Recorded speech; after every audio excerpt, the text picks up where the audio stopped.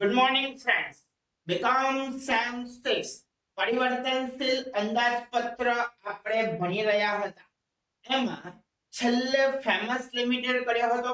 Reversible પદ્ધતિથી આપણે દાખલાની શરૂઆત કરી ચૂક્યા હતા.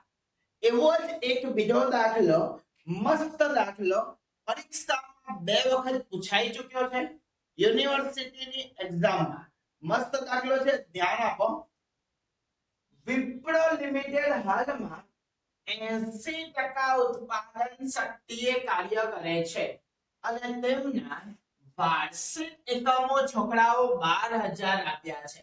એનો મતલબ કે 80% ઉત્પાદન શક્તિએ વિપ્રો કંપની 12,000 એકમોનું ઉત્પાદન કરે છે. 80% ઉત્પાદન શક્તિએ માહિતી નીચે પ્રમાણે આપી છે. એટલે આપણને જે પણ માહિતી આપવામાં આવી છે છોકરાઓ, એ બધી જ માહિતી કેટલા ટકાની આપેલી છે? 80%ની આપેલી છે. આગળ જોઈએ કે વેચાણ આપણને આપ્યું છે 18 લાખ રૂપિયા. કારખાના શિરોપરી ખર્ચા આપ્યા છે 1,80,000. ચલિત ખર્ચા છોકરાઓ પ્રાથમિક પડતરના કેટલા છે? 10% છે. માલ સામાન, મજૂરી અને સીધા ખર્ચાના સરવાળો એટલે પ્રાથમિક પડતર. એના 10% આપણને શું આપ્યા છે? કારખાના ચલિત ખર્ચા. આવશે ત્યારે જોઈશું. અર્ધચલિત ખર્ચા આપ્યા છે 1,50,000 રૂપિયા. વહીવટી શિરોપરી ખર્ચા 75% સ્થિર છે. 2,40,000 ના છોકરાઓ 75% એટલે 1,80,000. એટલે બાકી વધ્યા 25% એટલે કેટલા આવશે? 60,000. તો 1,80,000 ને આપણે સ્થિર ખર્ચ કહીશું અને 60,000 ને કેવો ખર્ચ કહીશું? ચલિત ખર્ચ. ચાલો, ત્યારબાદ વેચાણ વિતરણ ખર્ચા 50% સ્થિર. એનો મતલબ એવો થાય કે 60,000 સ્થિર હશે અને બાકીના 60,000 કેવા હશે? ચલિત હશે. ચાલો, માલ સામાન અને મજૂરી ખર્ચનું પ્રમાણ છોકરાઓ 3:2 ના પ્રમાણમાં આપ્યું છે. મેં ગયા દાખલામાં પણ કીધું હતું, આજે ફરીથી કહું છું, જ્યારે પણ દાખલાની અંદર માલ સામાન મજૂરીનું પ્રમાણ આપેલું હોય, દાખલામાં વેચાણ આપી દીધું હોય, વેચાણ પર નફાનો દર આપેલો હોય, ત્યારે રિવર્સેબલ પદ્ધતિથી એટલે કે ઉલટી પદ્ધતિથી દાખલો ગણવાનો છે. ઓકે, વેચાણ પર નફાનો દર કેટલો આપ્યો છે? 25%. ચલિત ખર્ચા ઉત્પાદનની સપાટીમાં 10% વધઘટ થતા કેટલો વધારો ઘટાડો થાય છે? 18,000 લેખે વધઘટ થાય છે. આ નવું નથી તમારા માટે. ગયા દાખલામાં પણ આપણે શીખ્યા હતા કે જો 10% નો ફેરફાર થાય છે, ઉત્પાદન 70% થી વધીને 80% કે 80% થી વધીને 100% થાય છે, જો 10% નો વધારો થાય છે તો કેટલા? 18,000 નો વધારો થશે. 10% નો ઘટાડો થશે તો 18,000 અર્ધચલિત ખર્ચમાં શું થશે? ઘટાડો થશે. તમારે 70% અને 100% સપાટી માટે પરિવર્તનશીલ બજેટ તૈયાર કરવાનું છે. મારી પાસે જે ડેટા છે એમાં ઓક્ટોબર 2016 અને 2019 એટલે એટીકેટી બેચમાં દાખલો પૂછાયેલો છે. આના પછી પણ એક વખત પૂછાયો હતો, પણ એનું વર્ષ ઉમેરવાનું મારાથી રહી ગયું છે. ઓકે, જોઈએ તો સૌથી પહેલું કામ શું હતું કે ભાઈ 80% 12,000 એકમો આપ્યા છે. એના પરથી આપણે 70% અને 100% સપાટી માટે આપણે એકમો શોધવાના છે. ચાલો, પહેલા 70% ની વાત કરીએ તો 70 ગુણ્યા 12,000 ભાગ્યા 80 એટલે આવશે 10,500 અને 100 ગુણ્યા 10 500 ભાગ્યા 70 કરો તો 100% સપાટી એકમ કેટલા આવશે? 15,000 એકમ આવશે. ફોર્મેટમાં પહેલા આટલું કામ કરીએ તો 80% આપણને એકમો આપ્યા છે 12,000, 70% આપ્યા છે 10,500 અને 100% આપણને આપ્યા છે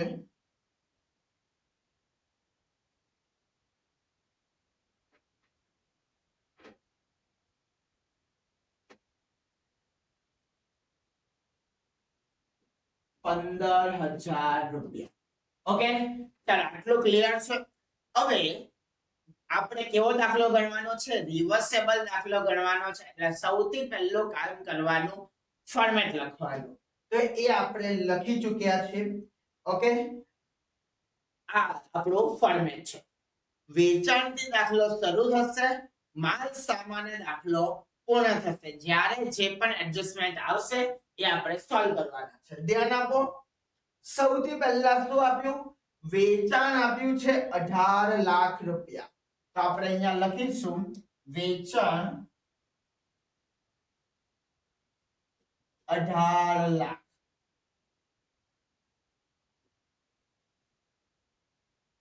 ઓકે, વેચાણ કેટલું? 18 લાખ. એના એકમો છે છોકરાઓ 12,000. તો 18 લાખ ભાગ્યા 12,000 એટલે 150 એકમો આવશે. હવે આગળ જુઓ શું કહે છે. વેચાણ પર છોકરાઓ નફાનો દર કેટલો છે? 25% છે. તો 18 લાખના 25% કરો એટલે 4,50,000 રૂપિયા. કેટલો? 4,50,000 રૂપિયા શું આવશે? વેચાણ પર નફાનો દર ના એકમો છે 12,000 ભાગ્યા 12,000 એટલે આવશે 37.50. ચલો છોકરાઓ, અત્યાર સુધી આપણે માલ સામાનથી વેચાણ સીધી રીતે દાખલો ગણતા તો આપણે સરવાળો કરતા હતા. કેમ કે આપણે કુલ પડતર શોધવી પડતી હતી. હવે આપણે વેચાણથી માલ સામાન સુધી ઉલટું જવાનું છે. તો આપણે શું કરીશું? બાદબાકી કરીશું. 18 લાખ માઈનસ 4,50,000 એટલે 13,50,000 ભાગ્યા 12,000 એકમો એટલે 112.50. ચાલો એના પછી પહેલો ખર્ચો આપ્યો છે વેચાણ વિતરણના ખર્ચા 1,20,000. 50% સ્થિર છે એટલે એનો મતલબ થાય કે 50% કેવા આપેલા છે? ચલિત આપ્યા છે. 50% સ્થિર એટલે 60,000 અને ચલિત એટલે 60,000. તો આપણે પહેલું કામ કરીશું લખવા. 60,000 60,000. ચાલો તો 60,000 ભાગ્યા 12,000 મોટે મોટે થઈ જાય 5 રૂપિયા. 12 × 5 = 60. ચાલો તો 13,50,000 માઈનસ 1,20,000 કરો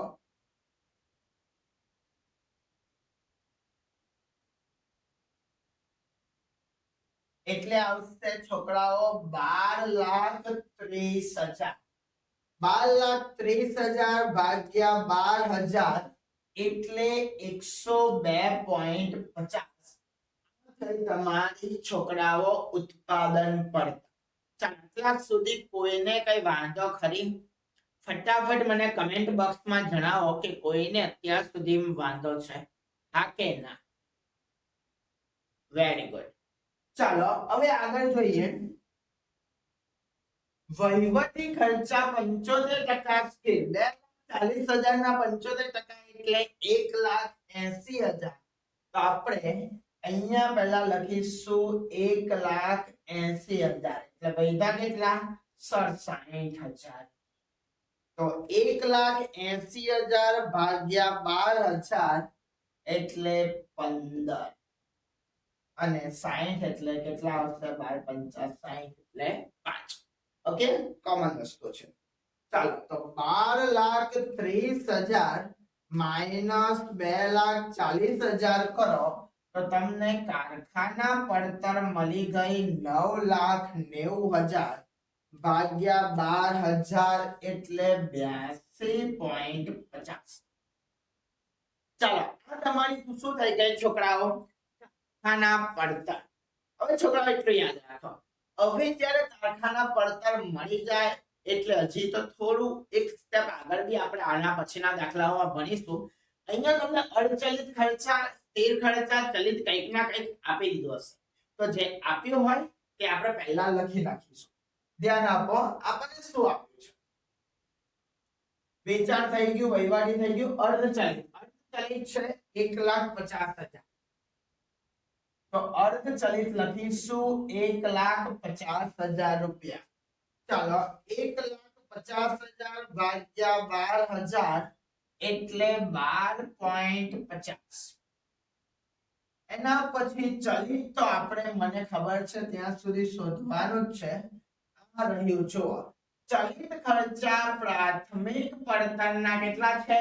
10%. મારી પાસે પ્રાથમિક પડતર નથી. એના પછી કારખાના શિરોપરી ખર્ચા સ્થિર છે 1,80,000. તો આ લખી નાખીશું 1,80,000. 1,80,000 ભાગ્યા 12,000 એટલે કેટલા? 15. ચાલો અહીંયા મારી ગાડી પૂરી થાય છે. હવે મને કોઈ પણ વધારાની માહિતી આપી નથી. જો અહીં જો વેચાણ, તો હવે આપણને કોઈ પણ વધારાની માહિતી નથી આપી. તો સૌથી મહત્વનું આપ્યું છે તે આ છે માલ સામાન અને મજૂરીનું પ્રમાણ. છોકરાઓ કેટલું આપ્યું છે? 3:2. ધ્યાન આપજો બરાબર, આ દાખલા પૂછાય જ છે. ધ્યાન આપો. તો મને પ્રમાણ આપ્યું છે, મને ખબર નથી. તો ધારો કે માલ સામાન સરખું હોય તો સોલ્વ લેવું.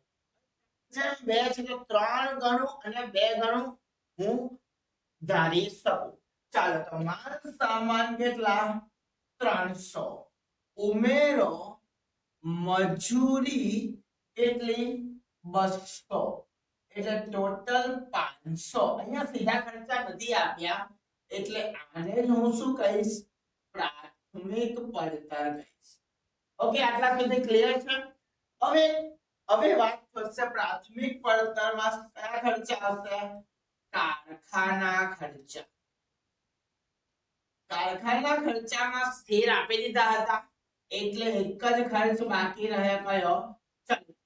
ચલિત પણ આપી દીધા હતા. હવે ચલિતમાં પણ એવું કીધું હતું છોકરાઓ કે પ્રાથમિક પડતરના 10%. પ્રાથમિક પડતર કેટલી છે? 500. તો 500 ના 10% ચલિત ખર્ચા હશે એટલે 50.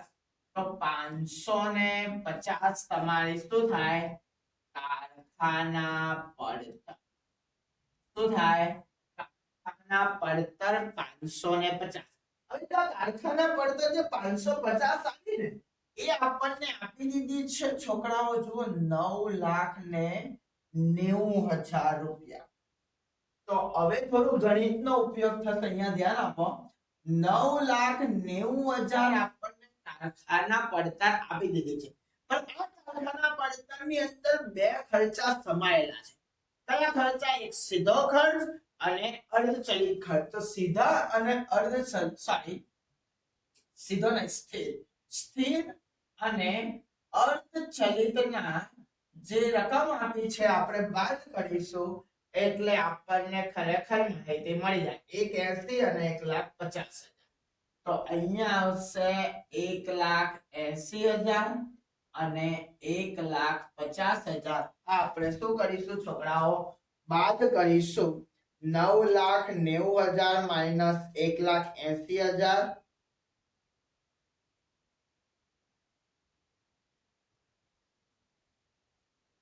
એટલે આપણી પડતર આવશે 6,60,000 જેનું પ્રમાણ છે 3:2. પણ અહીંયા ચલિત પણ ઉમેરાયું છે એટલે આપણે ગોતવું પડશે 300/200/100. સોરી ભૂલ થઈ. કેટલું છે 50. ઓકે, તો એટલે કેટલા વૈતા 30/20/5. ઓકે, તો 6 પંચા 30 થાય, 4 પંચા 20 થાય અને 5 એકા 5. તો 5 5 ઉડાડી દઈએ તો 6/4/1. આ તમારું નવું પ્રમાણ બને. ઓકે, ચાલો તો હવે નવું પ્રમાણ કેટલું આવ્યું 6/4/1. ચાલો તો 6 પહેલા માલ સામાનની વાત કરીએ તો માલ સામાન બરાબર 6,60,000 ગુણ્યા 6/11 એટલે આવશે 3,60,000. મજૂરી 6,60,000 ગુણ્યા 4/11. તો 6,60,000 ગુણ્યા 4/11 કરીએ તો 2,40,000. અને પછી કયા ખર્ચા આપ્યા છે ચલિત ખર્ચા 6,60,000 ગુણ્યા 1/11. તો 6,60,000 ભાગ્યા 11 કરો તો કેટલા આવશે 60,000. ચાલો હવે આપણે આ સીધા લખી જ દેવાના છે 3 60 2 40 અને 60,000. માલ સામાન 3,60,000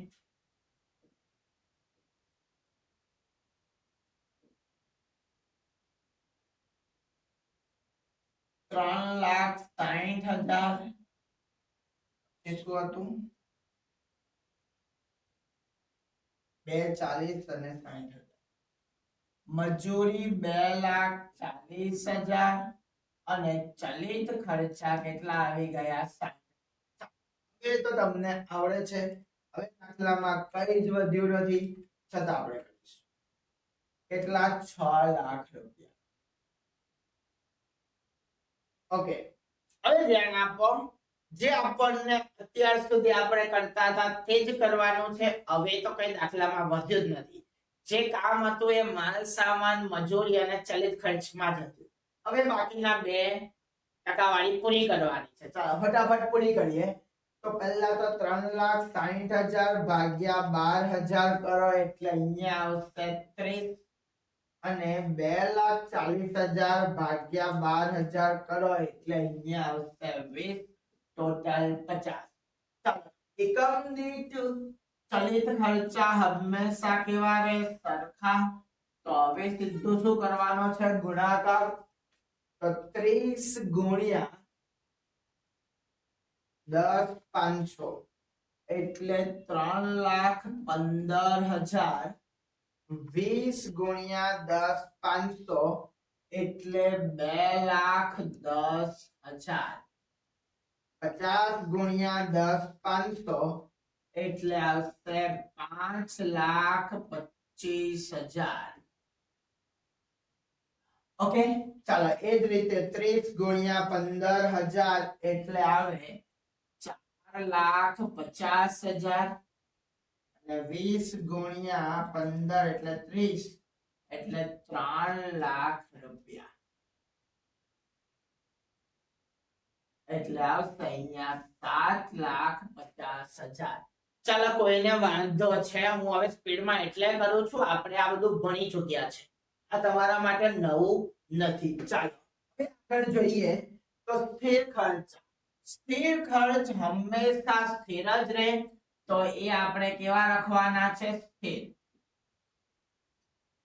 18,000 સોરી 1,80,000. ચાલો તો 1,80,000 ભાગ્યા 10,500 એટલે આવશે 17.14. 1,80,000 ભાગ્યા 15,000 એટલે આવશે 12. ચાલો ત્યારબાદ આ 60 એટલે 5 જ આવશે. ચાલો ચલિતમાં એકમ દીઠ હંમેશા સરખા રહે. હમણાં જ 1 મિનિટ પહેલા જ જોયું ચાલો તો 5 ગુણ્યા 10 500 એટલે આવશે અહીંયા 52,500 અને 5 ગુણ્યા 15 પંચા 75,000. હવે વાત કરવાની છે અર્ધચલિતની અને સૌથી મહત્વનું એ જ છે, ધ્યાન આપો. અર્ધચલિત ખર્ચા 10% વધઘટ સાથે કેટલા વધે ઘટે છે? 18,000 લેખે વધે ઘટે છે. આપણે 80%ની સપાટીથી કઈ સપાટીએ ગયા? 70%ની સપાટીએ ગયા. એટલે કેટલો ઘટાડો થયો? તો કે સર 10% ઘટાડો. અને 10% વધઘટ સાથે કેટલો ઘટાડો થતો હતો? 18,000. તો અત્યારે આપણી પાસે અર્ધચલિત ખર્ચા છે 1,50,000. એમાંથી 18,000 બાદ કરો એટલે 1,32,000. એવું જ પહેલા આપણે 80%ની સપાટી હતા, વધીને હવે આપણે 100% ગયા. તો કેટલો વધારો થયો? 20%. 10% એ 18,000. તો 20% કેટલા થાય? 36,000. ચાલો તો 1,50,000 માં 36,000 ઉમેરી દો એટલે અર્ધચલિત ખર્ચા કેટલા આવી જશે? 1,86,000. કોઈને વાંધો ખરી? ફટાફટ મને કમેન્ટ બોક્સમાં જણાવો, કોઈને પણ કોઈ પણ વસ્તુમાં વાંધો છે, હા કે ના? Very good, very good. ચાલો તો 1,32,000 ભાગ્યા 10,500 એટલે આવશે 12.57 અને 1,86,000 ભાગ્યા 15,000 એટલે આવશે 12.40. ચાલો હવે ફટાફટ આપણે શું કરશું? ટોટલ 5,25,000, 1,80,000, 52,500, 1,32,000 એટલે આવશે 8,89,000. સોરી, 8,89,500 ભાગ્યા 10,500 એટલે આવે 84.71. ચાલો એવી જ રીતે 7,50,000 પ્લસ 1,80,000, 75,000 અને 1,86,000 એટલે આવશે 11,91,000 ભાગ્યા 15,000 કરીએ એટલે 79.40. ઓકે, આટલા સુધી ક્લિયર છે બધાને? તો અહીંયા તમારી કારખાના પડતર મળી ગઈ છે. એક રીતે ફરીથી કઈ નવું નથી. સ્થિર ખર્ચા કેટલા? 1,80,000 જે દરેક સપાટીએ કેવા રહેશે? સરખા. 1,80,000 ભાગ્યા 10,500 એટલે 17.14.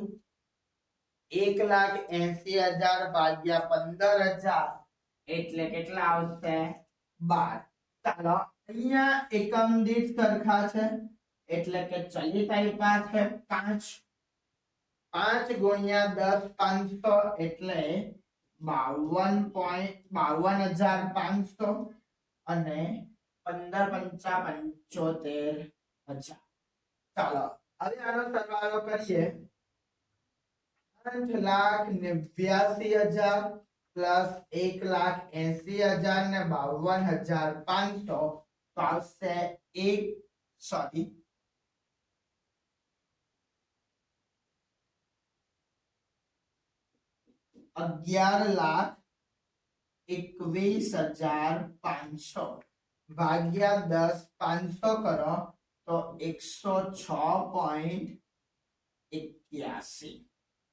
ચાલો એવી જ રીતે 11,91,000 પ્લસ 1,80,000 અને 75,000 તો આવશે 14,46,000 ભાગ્યા 15,000 એટલે 96.40.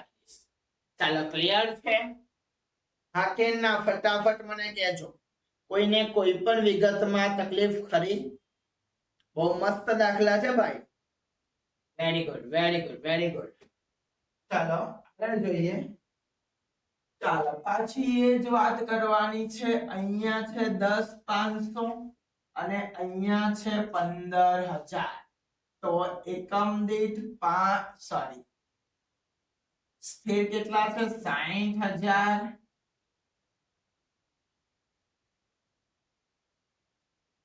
ભૂલ થઈ ગઈ. અહીંયા હશે 60,000 અને 60,000 અને અહીંયા છે એકમ દીઠ 5. ચાલો તો 60,000 ભાગ્યા 10,500 5.71 અને 60,000 ભાગ્યા 15,000 એટલે 4. ચાલો 5 ગુણ્યા 10,500 એટલે 52,500 અને 5 એટલે આ તો કેટલી વખત 75,000. ચાલો ટોટલ કરીએ તો 11,21,500 પ્લસ 60,000 પ્લસ 52,500 એટલે આવશે 12,34,000 ભાગ્યા કેટલા છે? 10,500 એટલે 117.52. ચાલો એવી જ રીતે 14,46,000 પ્લસ 60,000 અને 75,000 એટલે 15,81,000 ભાગ્યા 15,000 તો 105.40 એટલે આવશે 105.40. તો આ છોકરાઓ તમારા માટે આવી ગઈ કુલ પડતર. હવે શોધવાનો છે નફો. હવે નફા માટે છોકરાઓ એક સેન્ટેન્સ આપ્યું છે આપણને. જુઓ અહીંયા તો આપ્યું છે વેચાણ પર નફાનો દર 25% છે. હવે વેચાણ તો છોકરાઓ આપણી પાસે 80% નો છે. 80% છે, 70% છે અને આ 100%. 80% નું વેચાણ આપ્યું છે, 70% ને 100% નું વેચાણ નથી. તો આપણે શોધવું પડશે. ગુણોત્તર વિશ્લેષણ યાદ કરો તો આપણને પડતર એટલે શું આપી દીધી? વેચેલ માલની પડતર આપી દીધી છે. તમારે શોધવું છે વેચાણ. ઓકે તો શું કરવું પડે? ધારો કે વેચાણ બરાબર 100 રૂપિયા. વેચાણ પર નફો કેટલા ટકા આપ્યો છે? 25% એટલે 25 રૂપિયા. એટલે 75 તમારી શું આવી ગઈ? પડતર. ઓકે તો 83 એવી થાય. જો 75 પડતરે વેચાણ 100 રૂપિયા હોય તો તમારી પાસે કેટલી પડતર છે? કુલ પડતર 12,34,000. 12,34,000 કેટલા? ચાલો 12,34,000 ગુણ્યા 100 ભાગ્યા 75 કરો એટલે વેચાણ આવશે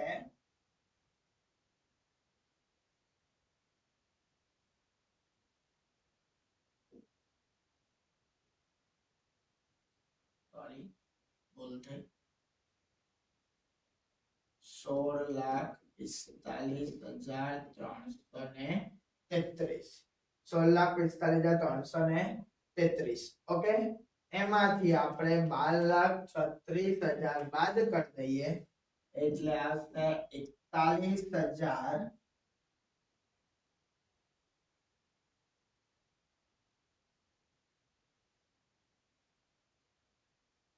સોરી 4,11,333. સોરી ભૂલ થઈ. 4,11,333 ભાગ્યા 10,500 એટલે આવશે 39.7. અને 16,45,300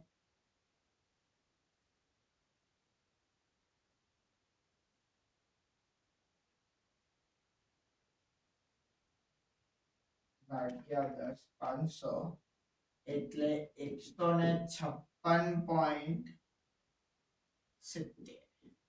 યસ, થોડું પોઈન્ટમાં આમ તેમ થઈ શકે છે. ઓકે, આગળ જોવો તો એવી જ રીતે અત્યારે કેટલા છે 15,81,000. તો નવી રાશિઓ આવે 75,100. તો 15,81,000 કેટલા?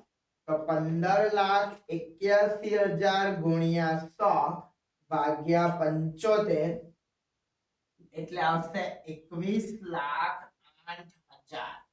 એમાંથી 15,81,000 બાદ કરો એટલે 5,27,000 ભાગ્યા 15,000 એટલે 35.13 અને 21,08,000 ભાગ્યા 15,000 એટલે 140.1. ઓકે, ક્લિયર છે? કઈ દાખલામાં કઈ નથી હોતું, ખાલી ગણતરી બહુ બધી વધારે છે. ઓકે, ગણતરી એટલે કેલ્ક્યુલેટરનો ભરપૂર ઉપયોગ કરવાનો છે. ચાલો, કોઈને પણ આ દાખલામાં કઈ વાંધો હોય તો મને ફટાફટ કમેન્ટ બોક્સમાં જણાવો. ઓકે, ક્લિયર છે? Very good. ચાલો, તો હવે આપણે મળીશું નવા દાખલા સાથે. હવે થોડું ડિફિકલ્ટ આવશે. ડિફિકલ્ટ ઇન સેન્સ કે હવે અત્યારે આપણે અચલિત ખર્ચ આપી દીધા હતા, સ્થિર ખર્ચ એની જગ્યાએ આપણે ટકાવારી આપેલી હશે. તો ટકાવારી પરથી બધાનું પ્રમાણ શોધીને આપણે દાખલા ગણવાના છે, જે હવે આપણા આવનારા લેક્ચરમાં જોઈશું. કોઈને પણ કોઈ પણ જગ્યાએ ડાઉટ હોય તો તમે મને કમેન્ટ બોક્સમાં અથવા આ રહ્યો આપણો નંબર નહીં દેખાતું હોય એ લોકો માટે ફરીથી લખી દેવું 84,699 55,844. ઓકે, કોઈને પણ કઈ પ્રશ્ન હોય તો તમે આ નંબર પર સંપર્ક કરી શકો છો, અથવા તમે કમેન્ટ બોક્સમાં અથવા એપ્લિકેશનના ડાઉટ સેશનમાં પણ તમે અમને સવાલ પૂછી શકો છો. સવાલ એજ્યુકેશન એટલે બીકોમ 246 ને લઈને પણ હોઈ શકે. બરાબર, સવાલ તમને યુનિવર્સિટીની અપડેટ માટે હોય, યુનિવર્સિટીના કોઈ ન્યૂઝ માટે હોય, કઈ પણ હોય તમે મને પૂછી શકો છો. બાકી તમને બીકોમ સેમ 6 જે 16/3 થી શરૂ થાય છે ત્યાં સુધી ફૂલ મદદ મળશે અને ફ્રીમાં પણ મદદ મળશે, પેડમાં પણ મદદ મળશે. ઓકે, મળીએ છીએ આવતીકાલે. ત્યાં સુધી ગુડ નાઇટ.